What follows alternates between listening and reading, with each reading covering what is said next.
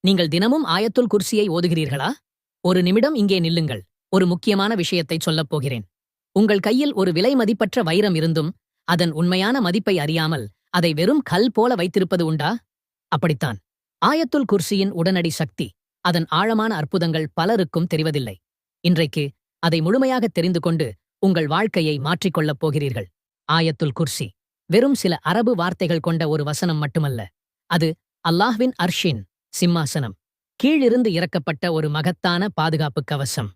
நம் அருமை நபி ஸல்லல்லாஹு அலைஹி வஸல்லம் அவர்கள் தன் வீட்டின் கதவை திறந்து வெளியே செல்லும் போதெல்லாம் இந்த வசனத்தை ஓதிச் சென்றார்கள். நாமும் ஓதுகிறோம். ஆனால் பலர் இதன் உடனடி அதிசயங்களையும் ஆழமான பலன்களையும் அனுபவிக்காமலேயே கடந்து செல்கிறோம். ஏன்?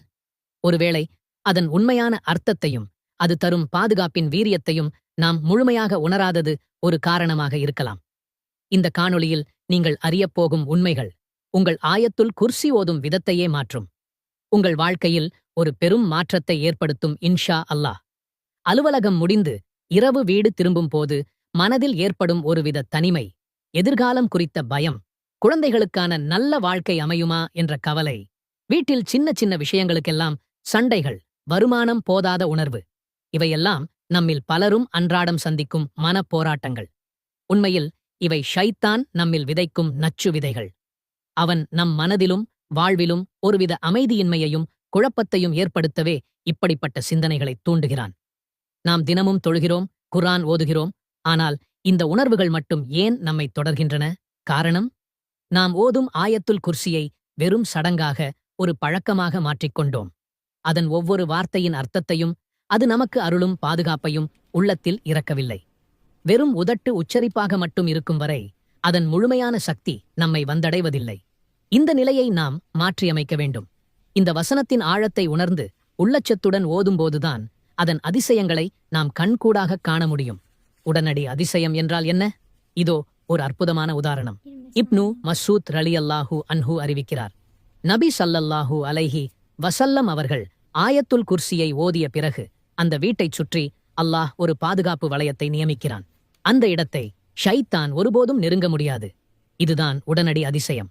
நீங்கள் வீட்டில் நுழையும்போது, கதவை பூட்டியவுடன், வெளியூர் பயணத்திற்கு புறப்படும் முன் அல்லது உங்கள் குழந்தைகளை தூங்க வைக்கும் முன் ஆயத்துல் குர்சியை முழு உள்ளச்சத்துடன் ஓதும்போது ஒரு கண்ணுக்குத் தெரியாத பாதுகாப்பு கவசம் உங்களை சூழ்ந்து கொள்கிறது.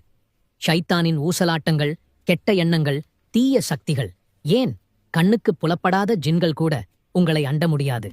இது வெறும் நம்பிக்கை மட்டுமல்ல, அல்லாஹ்வின் வாக்குறுதி.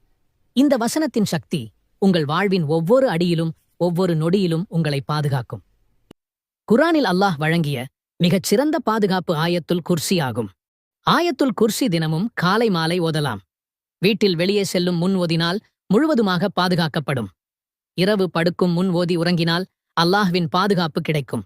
வீட்டில் பிரச்சனைகள் அதிகமாக இருந்தால் தினமும் ஓதலாம்.